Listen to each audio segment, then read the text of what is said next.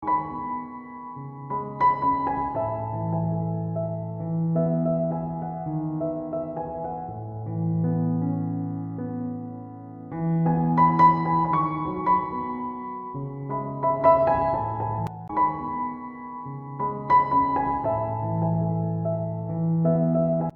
আলাইকুম। Being Farzana channel থেকে আমি ফারজানা আপনাদের সবাইকে ওয়েলকাম জানাচ্ছি। যে যেখান থেকে আমার এই ভিডিওটি দেখছেন, আশা করছি আল্লাহর রহমতে সবাই ভালো আছেন এবং সুস্থ আছেন। আমরাও বেশ ভালো আছি আলহামদুলিল্লাহ। কয়েকদিন আগেই ঢাকা থেকে এসেছি, আর আসার সময় আপনাদের সাথে শেয়ার করেছি কি নিয়ে এসেছিলাম। এই যে ভ্যান গাড়ি থেকে আমি এই ওয়ালপেপারটা নিয়ে এসেছি, ওয়াল স্টিকার। আর এটা হচ্ছে একটা বোর্ডের তৈরি, এগুলো এখন সবাই ইউজ করছে। তো ভাবলাম কেননা দেয়ালটা যেহেতু খালি পড়ে আছে, আমিও চাইলে ইউজ করতে পারি। তো দেয়ালে এটা লাগিয়েছি। খুব খারাপ না, বেশ ভালোই লাগছিল। তবে আমার দেয়ালের রঙের সাথে এটা একেবারেই যাচ্ছিল না। দেয়ালের রঙগুলো একটু ডার্ক কালারের, আর দেখতেই পাচ্ছেন একদম কড়া কালার। এখানে এর আগেও যারা বাসায় ছিল ওনারা বিভিন্ন রকমের ফুল লাগিয়েছিলেন, তো এগুলো আমি তুলে ফেলেছি, যার কারণে হচ্ছে ওয়ালে একটু ড্যামেজড হয়ে গিয়েছে, দেখতে বেশ খারাপ লাগছিল। আমাদের বাসায় তো রং মিস্ত্রি আছেই, তো ওনাকে দিয়েই এই কাজটা সারিয়ে নিলাম। প্রথমে দেখতে পেয়েছেন আমি দুটো কাগজের ফুল তুলেছি। এই ছোট ছোট দুটো কাগজের ফুল, এগুলো আমার মেয়ে বানিয়েছে।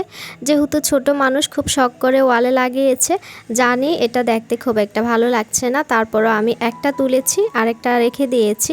বেশ অনেক দিন ধরে এটা ওয়ালে ছিল। আমার দরজার পাশেও সে কিছু ফুল লাগিয়েছে, তা আমি এগুলো রেখেই দিয়েছি। বাচ্চা মানুষ, ওদের মন নষ্ট হবে, দেখা যাবে যে আগ্রহ হারিয়ে ফেলেছে।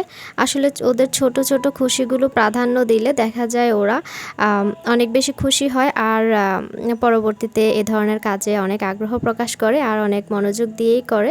আর যেহেতু বাচ্চাদের থেকে মোবাইল, টিভি দূরে রেখেছি, তো এ ধরনের ক্রাফটিংয়ের কাজে ওদেরকে ব্যস্ত রাখলে বাচ্চারা যেমন সুস্থ থাকে, মনও তাদের সুস্থ থাকে। চাল ভিজিয়ে রাখছি, আগামীকাল পিঠা বানাবো এই জন্য। আর এখানে আমি আতপ চালের সাথে পোলাও চালও নিয়েছি। আর প্রথমে দেখতে পেয়েছেন অনেকগুলো নারকেল আমি একসাথে একটা পুর বানিয়ে রেডি করে রেখেছি, পাটিসাপটা পিঠা বানাবো। আর এই নারকেলগুলো আমার আম্মা কিছু পাঠিয়েছে, আর আমার শাশুড়ি কিছু পাঠিয়েছে।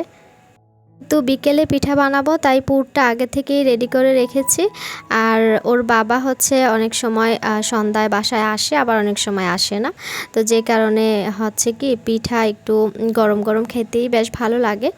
তো এ কারণে সব কিছু রেডি করে এখন দুপুরের খাওয়া দাওয়া করে নিয়েছি। দুপুরের খাওয়া দাওয়া করে নিয়েছি বলতে আমি এখনও খাইনি, তবে আগে বাচ্চাদেরকে সবসময় খাওয়াতে চেষ্টা করি, ওদের টাইমটা ঠিক রাখার চেষ্টা করি। আর আমরা তো বড়রা, একটু এদিক সেদিক হলেও সমস্যা নেই কাজের ব্যস্ততার কারণে। তো দেখা যায় যে বাচ্চাদের খাবারের টাইমটা খুবই ইম্পর্ট্যান্ট। ওদেরকে আসলে প্রত্যেকটা ফ্যামিলির রুটিন আলাদা, তবে খাবারটা চেষ্টা করবেন যে আজ দুপুরের খাবার যতক্ষণে খাইয়েছেন আগামীকাল তারপরের দিন, মানে একটা রুটিন মেনটেন করার চেষ্টা করবেন। এতে করে বাচ্চারা খাওয়ার সময় হলে ওরা অলরেডি নিজে থেকেই বুঝতে পারে যে এখন খাওয়ার সময় হয়েছে। আসলে কাউকে জ্ঞান দিচ্ছি না, তবে আমি যেভাবে করে থাকি সেভাবেই বলছি। এর মধ্যেও কিন্তু আমার ছোট মেয়েটা আরিয়ানা কিন্তু খাবার নিয়ে একটু বেশি বায়না ধরে। আসলে ওর খাবারের রুচি একটু কম, অন্যান্যদের তুলনায় খাবার একটু কমই খায়। নর্মালি এই সময়টা বিকেলের এই সময়টা বাচ্চাদেরকে পড়াশোনা করাই, অর্থাৎ যারা যেহেতু সন্ধ্যার দিকে আরবিতে যায়, তো চেষ্টা করি বিকেলেই পড়াটা শেষ করে ফেলতে। আর খেলাধুলা বা এক্সট্রা টাইমের যে ব্যাপারটা আছে সেটা আসরের আগে কিছুক্ষণ, আধা ঘন্টা বা 40 মিনিট একটু খেলাধুলা করে আর কি। আসলে শহরে খেলাধুলা বলতে বাসা আর ছাদ এই দুটোকেই বোঝায়। এই তো অল্প পরিসরে বাচ্চারা যা পারে নিজেদের মতো করে একটু আনন্দ করে নেয় আর কি। তারপরও চেষ্টা করি ওদের সাথে একটু গল্পগুজব করে সময় কাটাতে, আর ওদের যাতে বোরিং ফিল না হয় সেই জন্য। এখানে ওদের স্কুলে পার্টির জন্য কিছু কাগজ কেটে চেন বানাতে বলেছে, কাগজের চেন। তো ও বলছিল যে ওকে একটু হেল্প করতে, তো আমি আসছি ওকে হেল্প করার জন্য। আর একটা দেখিয়ে দিয়েছি। আসলে বাচ্চা মানুষ তো অনেক সময় দেখা যায় যে খুব গুছিয়ে করতে পারে না, কেটে কাগজপত্র এলোমেলো করে ফেলে। তাই বলছিলাম কিভাবে গুছিয়ে করতে হবে। আমাকে তো ডেকেছে ঠিকই, তবে বোনকে পাশে পেয়ে ওর হেল্পার পেয়ে গিয়েছে, তারপর আমাকে সরিয়ে দিয়েছে, বলছে তোমার আর লাগবে না, এখন চলে যাও। তো এই তো মাশাল্লাহ সুন্দর করে এক এক করে বানিয়ে নিচ্ছে। আর একটা রাউন্ড শেপ করে প্রথমে বানিয়ে তারপরে আরেকটার মধ্যে দিয়ে এটা জাস্ট একটু আঠা দিয়ে আটকে দিলেই হয়ে যায়। দেখতেই পেয়েছেন খুব ইজি।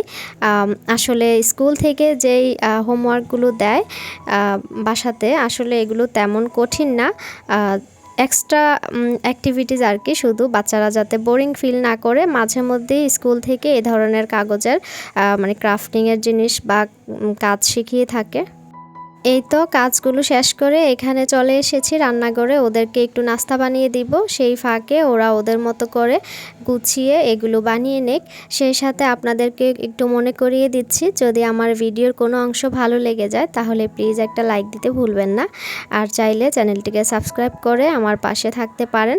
পাশে থাকা অল অপশনটি অবশ্যই প্রেস করে রাখবেন, এতে করে আমি কোনো ভিডিও ছাড়ার সাথে সাথেই নোটিফিকেশন পেয়ে নেবেন। সময় সুযোগ করে যে কোনো সময় ভিডিওটি দেখে নিতে পারবেন। আর যদি ফেসবুক থেকে দেখে থাকেন তাহলে চাইলে পেজটিকে ফলো করে রাখতে পারেন। আচ্ছা, লাইক আর কমেন্টস করতে কিন্তু একদমই ভুলবেন না।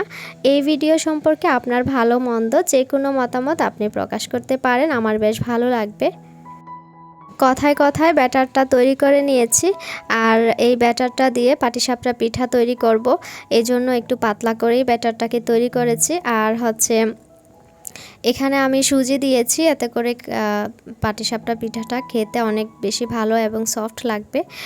আর গুঁড়া দুধও দিয়েছি, সেই সাথে পরিমাণ মতো লবণ, আর কিছুই না। দারাজ থেকে এই সুন্দর জিনিসটি আমি অর্ডার করেছি, আর আমার কাছে বেশ ভালো লেগেছে। আসলে দারাজ থেকে যতবারই অর্ডার করেছি কিছু না কিছু মানে অনেক সময় দেখা গেছে যে ঠকেছি, আবার অনেক সময় বেশ ভালো প্রোডাক্ট দিয়েছে। আসলে এটা ডিপেন্ড করে, আপনারা যখন অর্ডার করবেন তখন রিভিউ দেখে তারপরে দারাজে অর্ডার করবেন। শুধু দারাজ কেন, অনলাইনে সকল প্রোডাক্ট যে খারাপ তেমনটা না, আবার যে সব প্রোডাক্ট ভালো এরকমটাও না, আসলে ডিপেন্ড করে।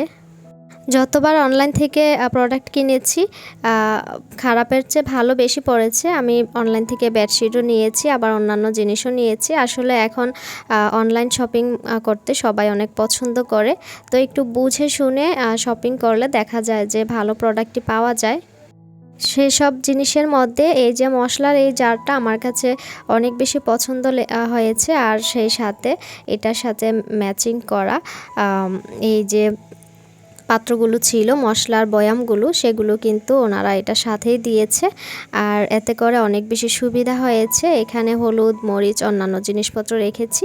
কথার ফাঁকে ফাঁকে আমি পিঠাগুলো বানিয়ে নিয়েছি, দেখতেই পেয়েছেন। আর পাটিসাপটা পিঠা বানানো অনেক বেশি ইজি। বাকি যে নারিকেলের পুরটা ছিল এটা দিয়ে আমি এখানে নারিকেলের নাড়ু বানিয়েছি। আর আমার কাজ তো শেষ, সেই সাথে আপনাদের কাছেও বিদায় নিয়ে নিচ্ছি। আশা করছি সবাই ভালো থাকবেন, সুস্থ থাকবেন। আল্লাহ হাফেজ, আসসালামু আলাইকুম।